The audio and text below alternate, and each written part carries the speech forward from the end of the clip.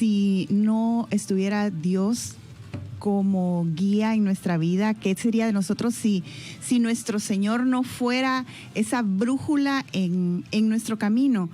Y esto lo digo porque nosotros muchas veces nos sentimos víctimas de las circunstancias. Nosotros muchas veces nos sentimos desvalidos o nos sentimos sin un rumbo, cuando la misma palabra del Señor nos enseña que nosotros fuimos un propósito, fuimos un sueño de Dios que tenía nuestra cara y nuestro nombre, y vinimos a esta tierra no a ver qué pasaba con nosotros, vinimos a esta tierra con un propósito establecido, y que cada cosa en nuestra vida pueda darle honra y gloria a nuestro Señor.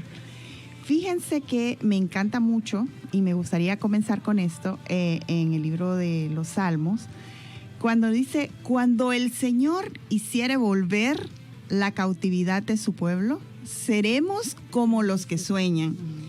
Y creo que me gustaría comenzar por esto, porque cuando hablamos de establecer un proyecto de vida, cuando hablamos de vernos a futuro, creo que muchos de nosotros, aún estando adultos, no tenemos muy claro para dónde vamos. Creo que tal vez no fuimos apropiadamente enseñados en su momento. Tal vez nos ha hecho falta, digamos, un despertar adicional. Lo hemos hecho bien hasta aquí, pero siempre podríamos hacerlo mejor con una visión un poco más clara. Y elegí iniciar con este salmo porque justamente lo que nos impide ver ese futuro, lo que nos impide tener esos sueños, lo que nos impide proyectarnos a ese más adelante, es la cautividad en nuestra mente. Si yo pienso que no puedo, que no tengo, que no soy capaz, si yo me concentro en las limitaciones de mi entorno, si yo me concentro en la historia de mi familia, de mi comunidad, o sencillamente si yo no puedo visualizarme en ese futuro, eso me está diciendo que hay áreas de mi vida, hay áreas en mi mente que están cautivas, áreas que no son libres. Y justamente ahí es donde la ayuda de Dios es crucial para nosotros. Como le decía, ese despertar donde nosotros podemos ver con los ojos que Dios ve. ¿Por qué? Porque nuestro Dios es eterno y nosotros tenemos que aprender a familiarizarnos con ese sentido de eternidad de Dios.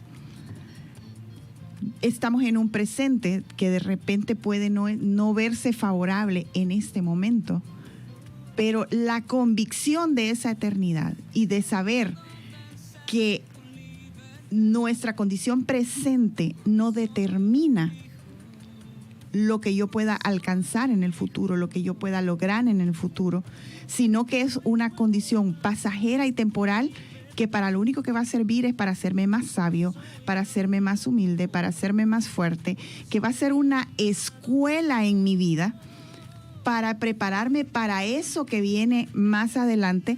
Creo que esa diferencia de enfoque va a ser una gran diferencia para nosotros. No podemos visualizar un futuro, por lo menos no podemos hacerlo con la efectividad o con la claridad que podríamos hacerlo si nosotros no podemos relacionarnos con la libertad que Dios nos ofrece. La palabra nos enseña que aquel al que el Hijo libertare será verdaderamente libre. Y yo creo que es una bonita mañana, una mañana fresca en San Pedro Sula.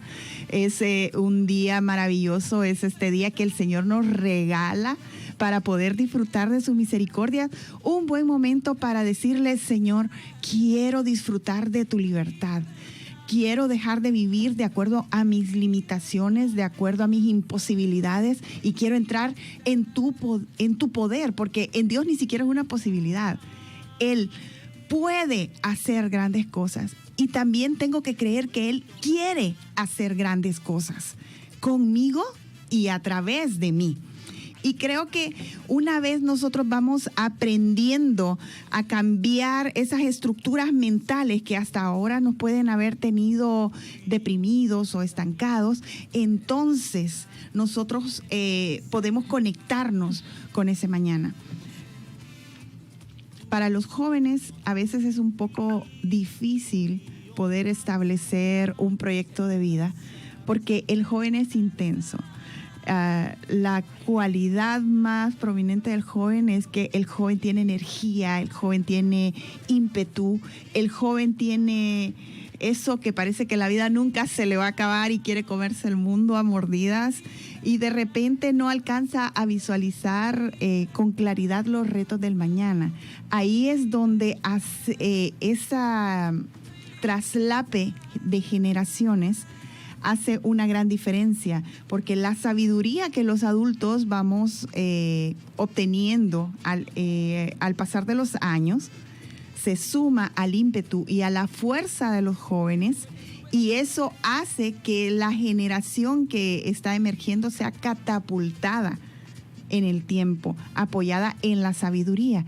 Pero creo que la gran trampa del enemigo en este tiempo ha sido justamente establecer una brecha entre generaciones. Ustedes van a escuchar a los padres diciendo, esta generación de cristal, estos milenios esto, o estos jóvenes la otra cosa, y entonces es una eterna queja de en cuántos rasgos, en cuántos valores esta generación no se parece a la mía. Es que en mi tiempo nosotros hacíamos las cosas de tal o cual manera, pero ahora los jóvenes todo lo quieren fácil, todo lo quieren rápido, todos lo quieren XY. Creo que lo primero que deberíamos reflexionar los padres es quién está criando a estos jóvenes. Porque si he sido yo el que los ha ido formando, ¿cómo puedo presentar queja de algo que yo he estado trabajando? Creo que debería revisar si de repente yo podría hacer alguna mejora en la forma como estoy comunicándome con mis hijos, en la forma en que estoy pasando el tiempo con ellos, en todo lo que yo estoy modelando en la vida de ellos. Sería muy difícil pedir que un joven no sea mentiroso si de repente llaman a la casa y empezamos a hacer señas de dígale que no estoy. Porque aunque yo esté diciendo con mi boca, no mienta, el joven está viendo que yo miento y que para mí es un recurso para librarme de alguna responsabilidad que no quiero asumir o para librarme de algo que no quiero enfrentar. Entonces lo que él emula más adelante es comienza a mentir para lo mismo, para librarse de la tarea, para librarse de un castigo o para no confrontar con algo que me es incómodo, que me duele, que me molesta de alguna manera. Cuando empezamos a ver esto tenemos que entender que ante los avances tecnológicos sobre todo, no podemos pretender que los jóvenes vean las cosas de la misma manera que las mirábamos nosotros.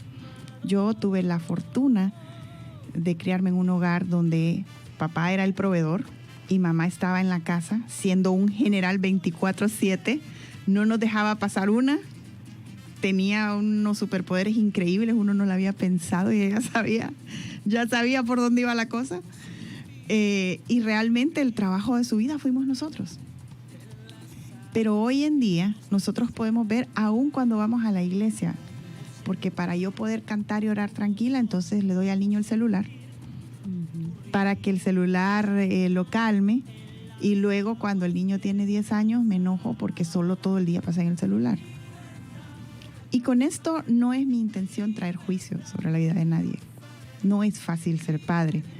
Creo que es la aventura extrema, más fuerte que cualquiera puede experimentar, que le den un pequeño ser humano tan frágil, tan delicado, y luego tenemos que convertir eso en un adulto con valores, con responsabilidades, con un desarrollo que pueda contribuir a la sociedad, ¿no? Nunca va a ser una tarea fácil. Por eso necesitamos tanto a Dios en nuestra vida, para que Dios pueda trabajar con nosotros, pero que también para que Dios nos pueda facilitar las herramientas, para que Dios nos pueda facilitar la guía de la forma correcta en cómo ser padres.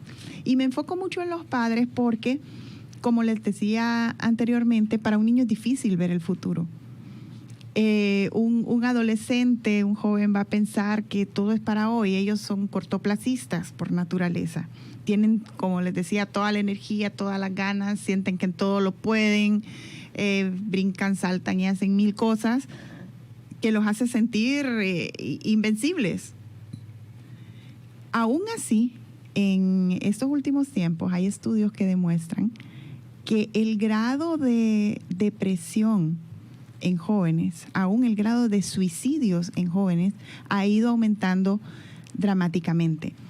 Y esto es porque los jóvenes han comenzado a sentir, sobre todo en países como los nuestros, que hay tanta prensa diciendo día y noche todos los problemas y las, digámosle mejor dicho, oportunidades de mejora que tenemos como país. Han asumido tantas imposibilidades que realmente están sin esperanza muchas veces. Y una persona sin esperanza, ¿cómo podría desarrollar un proyecto de vida? ¿Cómo podría verse a futuro si piensa que su única misión en la vida es sobrevivir para el día siguiente? Creo que es muy importante los mensajes que nosotros vamos a transmitir. ¿Por qué? Porque estamos ministrando la vida y la mente de ellos. Si todo, las redes sociales, las noticias, las radios, excepto Logos, pueden decirles de día y de noche que el país no tiene dinero, que aquí no se puede vivir, que todo sube, que la corrupción, que XY, todos los mensajes negativos que ellos reciben, y encima escuchan a papá y a mamá de repente en casa quejándose y repitiendo la misma receta, creo que es bien difícil que ellos podrían pensar en cosas diferentes. Ahorita hay muchos jóvenes que buscan emigrar del país a como dé lugar. Muchos han encontrado como solución las caravanas. Otros comienzan en un nivel de estrés bárbaro desde que están en bachillerato, pensando cómo podría ganarme una beca para irme de aquí, o tendré algún tío en alguna parte. Y usted escucha, si presta atención en los círculos de los jóvenes, que la meta más grande que tienen hoy en día es irse, donde sea, pero irse. Cuando nosotros hablamos de un proyecto de vida, hablamos de una construcción que no se hace de un día para otro. Es algo así como nos dice la palabra, que se va forjando en nosotros la imagen de Cristo hasta que lleguemos a la estatura del varón perfecto. Y justamente nuestro proyecto de vida está relacionado con eso. Es una visión que se va construyendo un día a la vez de la mano del Señor, con la sabiduría que nos fue entregada en la Biblia. Y sabe que muchas veces los jóvenes cuestionan. Yo tengo 3 hijos y déjenme decirle que son encantadoramente unas fieras, porque son cuestionadores, son hasta cierto punto irreverentes. No me refiero a que lo hacen de mala manera, es que ellos no se conforman con una respuesta vaga. Ellos inquieren y ellos jalan el hilo hasta que uno satisface su necesidad de saber lo que están cuestionando. Es un reto increíble como padres, porque cuando le dicen, mamá, ya uno empieza a temblar. Dice, ay no, ¿qué quiere ahora? Porque muchas veces no tenemos todas las respuestas. Ellos tienen acceso a tecnología y leen y miran videos y van acumulando información, y de repente vienen y quieren calibrar esta información, y nosotros tal vez no hemos visto que las mamás, platos, supermercado, el almuerzo, todo lo que hacer de la casa, el papá 1000 problemas en la oficina, y de repente ellos le vienen hablando de inteligencia artificial y de la ética y qué sé yo. En el caso de nuestros jóvenes, tenemos que hacer decisiones nosotros, porque nosotros vamos a modelar en ellos lo que queremos ver en ellos, porque lo que queremos ver en ellos no es producto de una fantasía, sino que a la edad que ahora tenemos, con las vivencias que ahora tenemos, con la fe en Cristo que hemos experimentado, nuestra cosmovisión ha cambiado. Y es basada en esa cosmovisión que tenemos nosotros que entendemos que mi hijo tiene todas las posibilidades de ser 7 veces más, como lo dice la palabra, pero digamos en una línea correcta. Me gustaría compartirles un pensamiento, porque ya nos lo decían ahorita en el intro, la adolescencia es una etapa de transición que genera cambios a nivel biológico, emocional, sexual, cognitivo y social. En esta etapa, los adolescentes, al encontrarse en los últimos años escolares, se plantean la tarea de decidir cuál va a ser su futuro a nivel personal y profesional. Creo que si podemos hacer una reflexión, debe ser aterrador estar con tantas cosas encima. Mi cuerpo está cambiando, estoy de mal humor y no sé por qué, y de repente me deprimí, no sé por qué. Ahora tengo inquietudes que antes no tenía, de repente me llaman la atención tal o cual muchacho o muchacha y no sé qué hacer. Y encima tener que definir mi futuro a nivel personal y profesional. O sea, mientras toda esa locura pasa dentro de mí. En ese momento es que el rol de padres es crucial. En ese momento es cuando yo le doy la estabilidad o la guía a esta pequeña persona que se está convirtiendo en alguien más grande para poder calibrar esas emociones, para poder enseñarlo a gestionar esas emociones y esos pensamientos.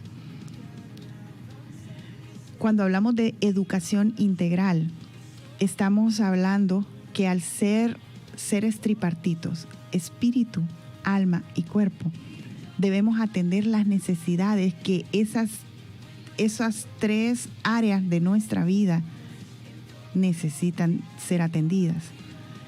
Cuerpo, yo necesito enseñarle a mis hijos a cuidar de ellos mismos, de su higiene, de su salud, de su alimentación. Se ha estado hablando en programas anteriores en la radio sobre el ejercicio, sobre salud mental, sobre cómo guardarnos a nivel físico. Pero también necesito tratar a nivel espiritual esa necesidad de Dios que no va a poder ser llenada con nada. Y muchas veces los jóvenes se resisten un poco a la idea de Dios porque no les gusta lo que ven, porque consideran que de repente Dios es una especie de camisa de fuerza que los obliga a un montón de cosas, que no los va a dejar hacer nada, porque muchas veces nosotros caemos en la trampa o en la tentación de hablar de un Dios de poder, pero estar siempre con una actitud de derrota. A veces no es coherente todos esos mensajes poderosos con los que nos emocionamos y nos paramos y decimos, amén, lo creo, pero luego salí de ahí y cualquier cosa me trae para abajo de nuevo. Me trae a hablar lo que todo el mundo habla, y entonces pareciera que soy 2 personas.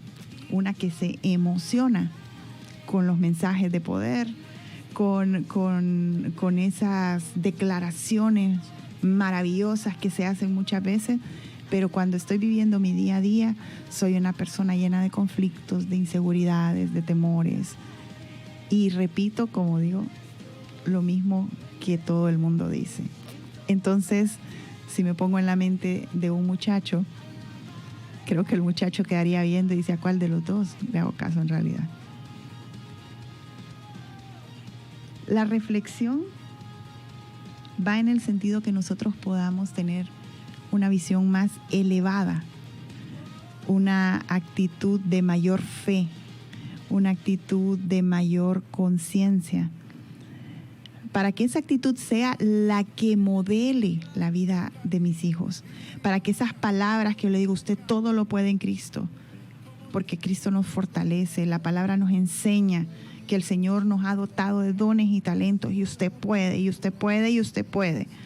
Cuando empezamos a ver historias como las de David, que era el que no calificaba, por el que nadie hubiera apostado, pero estaba en los planes del Señor que él se convirtiera en un guerrero y que luego se convirtiera en un rey. Y nosotros podemos ser el David de este tiempo, porque a veces también les enseñamos las historias como históricas.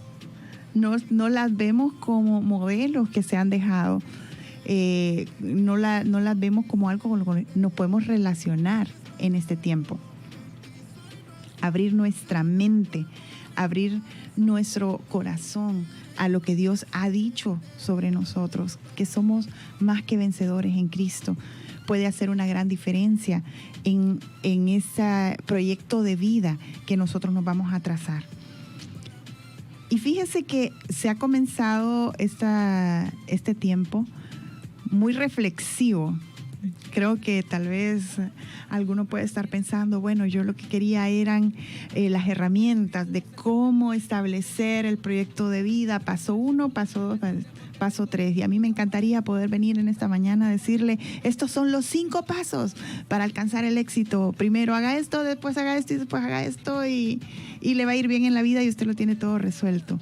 Lo que pasa es que ahorita, aunque nosotros dedicáramos todo el día hacer un taller de cómo planificar metas y cómo establecer un plan de vida en el papel, posiblemente sería un bonito papel que quedaría recogiendo polvo o estorbando en algún rincón de nuestra casa. Si nuestra actitud y nuestra disposición no está alineada con ese proyecto de vida. Iniciaba con Salmos diciendo: cuando el Señor hiciere volver la cautividad de su pueblo, seremos como los que sueñan. Y es justamente esto, porque es una mañana donde el Señor quiere traer libertad a las mentes, libertad a los corazones, un nuevo amanecer sobre la vida de quienes están escuchando este mensaje, el sol de justicia brillando sobre nosotros, porque cuando la luz se establece en un lugar, la tiniebla tiene que retroceder. Amén. Y hoy es mi oración que todas esas regiones de oscuridad que han estado operando en la vida de cada uno de nosotros sean alcanzadas por la luz de Cristo por medio de la palabra en esta mañana. Porque ciertamente para nosotros hay un futuro, y hay un futuro bueno porque tenemos un Dios bueno. Ciertamente el camino que hemos de caminar, nunca prometió Dios que iba a ser fácil y que no iba a tener problemas. Lo que el Señor prometió es: yo estaré contigo. Y es la certeza de ese yo estaré contigo el que nos hace caminar día a día con la visión clara de que no importa mi circunstancia de hoy, yo voy tras algo y yo voy de la mano de alguien.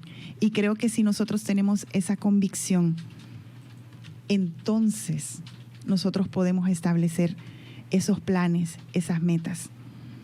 Hablábamos de poder vivir una vida de manera intencional, una vida conforme a la palabra, pero es que a veces ni siquiera sabemos lo que dice la palabra. A veces nosotros tenemos la idea del Éxodo porque vimos varias veces la película de los 10 mandamientos, no porque en realidad hemos leído el Éxodo. Y es una invitación en esta mañana de saber que si nosotros fuimos traídos a este mundo por un propósito, sería muy bonito que pudiéramos encontrar en la Biblia cuál es ese propósito, para que pudiéramos vivir conforme a ese propósito. Claro que Dios nos quiere bendecir, claro que Dios nos quiere prosperar, ese ha sido el diseño desde siempre. Si nosotros nos vamos al inicio de la Biblia, Dios no crea primero al hombre, Dios crea un paraíso completo y perfecto, y luego en ese lugar de plenitud, de abundancia, de bienestar, coloca al hombre. Y no lo coloca como un elemento más, sino le dice que gobierne sobre ese ámbito. Lo pone como cabeza. Le da la orden de fructificar y de multiplicarse. Y creo que si vamos a seguir un proyecto de vida, debería ser justamente ese. ¿Cómo puedo yo alinearme con eso que Dios estableció? Dios no cambia de opinión.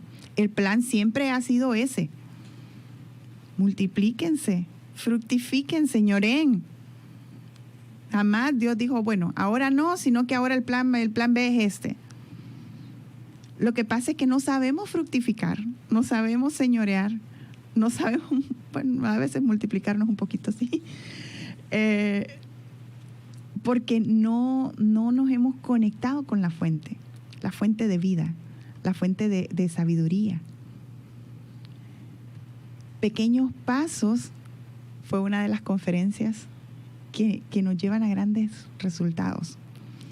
No podemos pretender arreglar el mundo en un día o tomar la determinación de hacer tal o cual cosa y de repente querer abarcar tanto que esa determinación nos dure 3 días. Sí podemos empezar con pequeñas cosas. Si tuviera que decirle pequeños pasos para que nuestros hijos vayan comenzando a ordenarse y comenzando a llevar una vida más intencional. Lo dijo alguien muy importante en una graduación en una prestigiosa universidad estadounidense, que comiencen a arreglar su cama. Dijo, alguien que no puede levantarse y dejar su cama arreglada, ¿qué va a hacer con su vida el resto del día? Si eso es como que lo básico. Enséñele los hábitos de higiene personal y haga lo que se apropie de ellos. O sea, bañarse, cepillarse los dientes, presentarse de tal o cual manera, cuidar la forma en que se presenta él hacia el mundo. Hay incluso empresas que, sobre todo en su cuerpo de ventas, tienen un espejo grande para que el vendedor, antes de salir de la empresa, vea cómo luce, para que sepa cómo lo van a ver sus clientes. Son pasos que parecen pequeños y que pueden parecer irrelevantes o que parece, bueno, ¿y de qué me sirve que se bañe 8 veces al día si sale aplazado en todo? Pero es que a veces no entendemos lo que causa en nuestro subconsciente esas pequeñas cosas. Un niño que se acostumbra a verse de cierta manera es un niño que va a comenzar a comportarse según la manera en que él se identifica. Vamos a verlo de otra manera.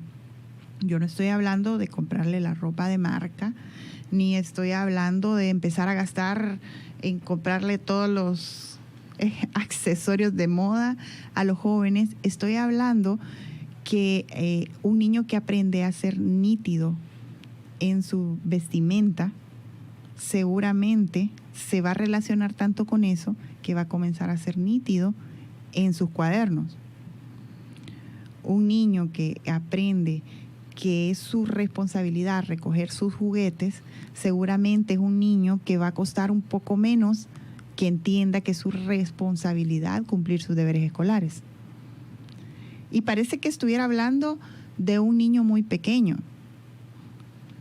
Pero créanme, y voy a abrirles mi corazón en esta mañana, que durante muchos años de mi vida yo estaba profesionalmente comiéndome al mundo y eso me demandaba 14, 16 horas al día.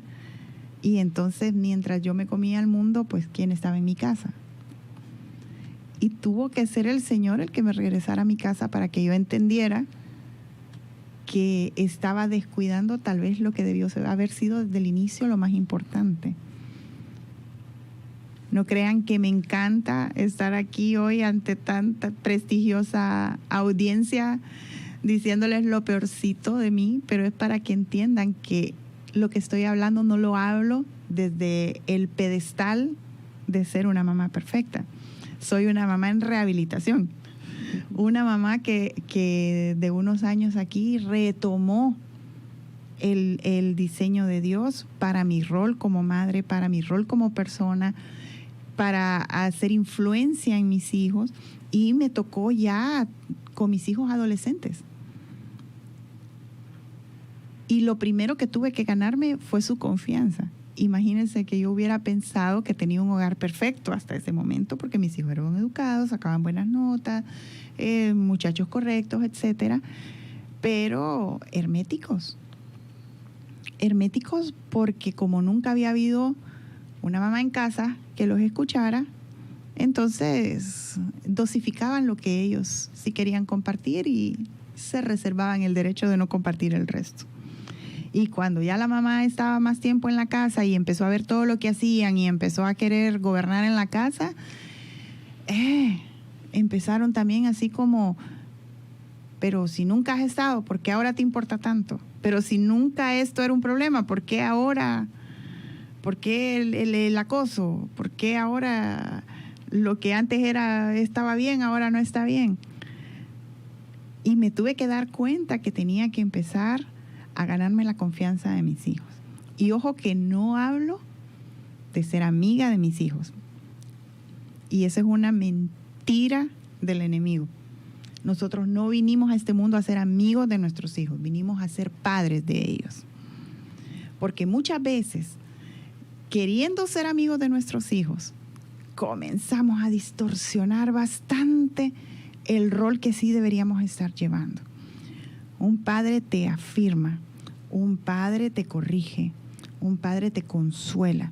Y si no, nosotros tenemos la imagen de Dios como ese padre que puede danzar con nosotros, que puede abrazarnos, que puede darnos una palabra de exhortación y nunca deja su autoridad, nunca deja su dignidad.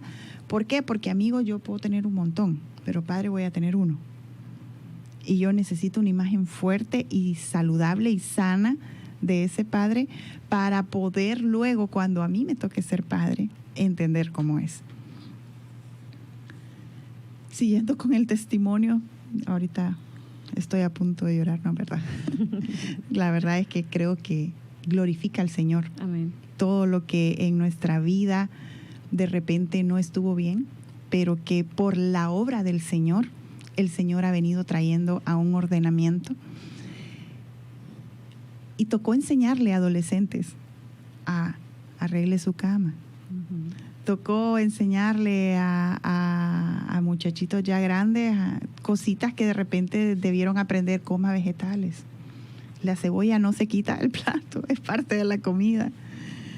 Y pequeñas cositas, pero he visto un fruto maravilloso. Amén. He visto que el tiempo, que la dedicación, que la paciencia, que el involucrarme en las cosas de ellos ha hecho que ellos se abran. Y entonces yo sí puedo ser influencia en la vida de mis hijos. Porque seguramente yo puedo gritar, ordenar y demandar. Y posiblemente ellos van a callarse y van a decir, sí, mamá. Lo que no es lo mismo a que estén asimilando el mensaje como suyo, ni siquiera que vayan a hacer lo que yo dije. Pero si yo logro ser influencia sobre ellos, entonces yo puedo incidir en esas cosas que ellos hacen. Entonces yo ya he podido, por ejemplo, trabajar en un plan de vida con ellos. Al momento que, estoy saliendo de bachillerato, ¿qué voy a estudiar luego? ¿O qué voy a hacer con mi vida luego? Tenemos que aprender a reconocer nosotros en nuestros hijos sus dones y sus talentos, pero eso solo se hace conviviendo con ellos, observándolos, escuchándolos.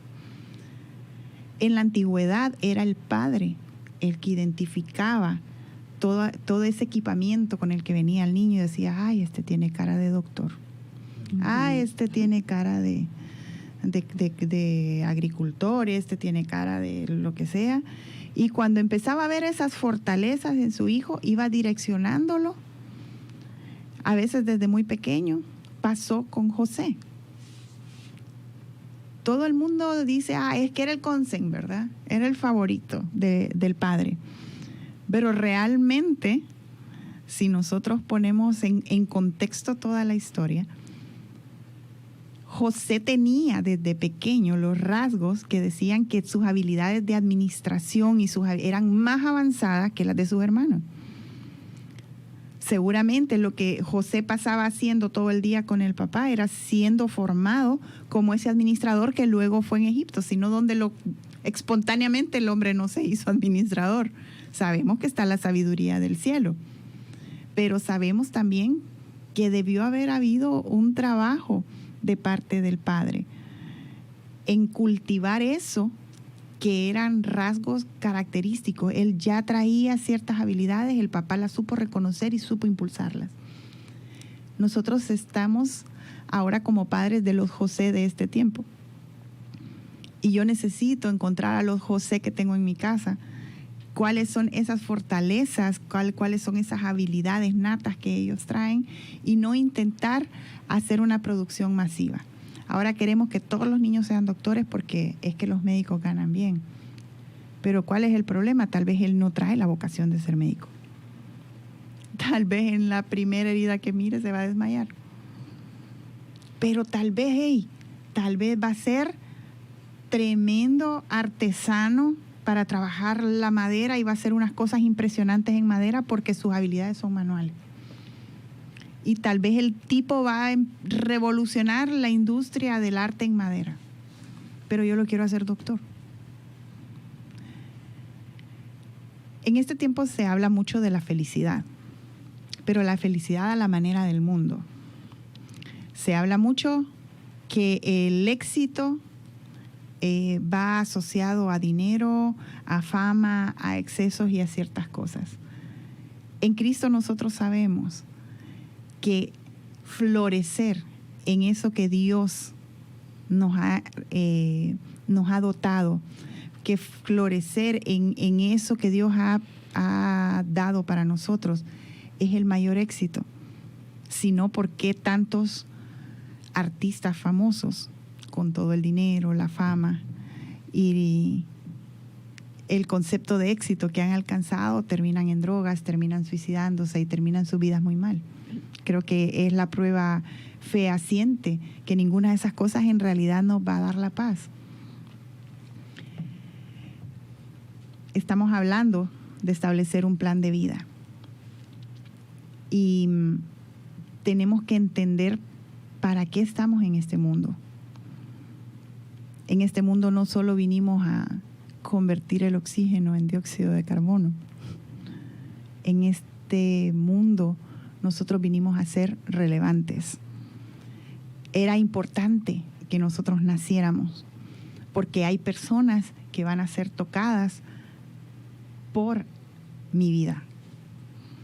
Hay personas que están orando y están pidiéndole: Dios, mándame una señal, una palabra, y la señal o la palabra soy yo. Hay personas que no tienen esperanza y necesitan ver gente con sueños, ver gente con alegría, ver gente con paz. Porque de hecho nos enseña la palabra que vamos a ser como esos panales de miel, que no vamos a correr nosotros a ellos, sino ellos a nosotros a causa de eso que portamos. Vamos a prepararnos y vamos a forjar un camino, porque la oportunidad va a tocar a nuestra puerta y va a tocar más de una vez. Pero si no estamos preparados, vamos a ver pasar la oportunidad. Pero el plan de vida nuestro no puede estar enfocado en qué voy a trabajar, qué voy a comprar, qué voy a hacer o qué voy a dejar de hacer. Creo que la primera meta que tenemos que lograr es quién soy. Leí algo interesante un día que decía: si Dios contestara todas tus oraciones en este momento, ¿cuántas personas serían bendecidas? ¿En qué sería mejor este mundo? Y fue confrontativo increíblemente, porque ¿en qué sería mejor el mundo hoy si todos los planes y todas las metas y todos los sueños y todas las oraciones que yo he hecho fueran cumplidos? Si este mundo no es un lugar mejor después de eso, entonces tal vez no he cumplido muchos de ellos porque sencillamente estoy desalineada. Estoy viendo el lugar equivocado. Cuando nosotros caminamos en el propósito correcto, en el camino correcto, la Biblia nos enseña que la bendición tiene la orden de seguirme y de alcanzarme. Así que yo no corro tras la bendición, corro tras mi propósito. Yo podía haber estado ahorita en cualquier otra parte, pero estoy aquí. Estoy saliendo en la radio. Hay muchas personas importantes y valiosas escuchándome en este momento, no porque yo lo busque, no porque yo me promoví, sino porque mientras yo voy en pos del propósito, la bendición tiene la orden de seguirme y de alcanzarme. Puestos los ojos en Jesús, autor y consumador de la fe.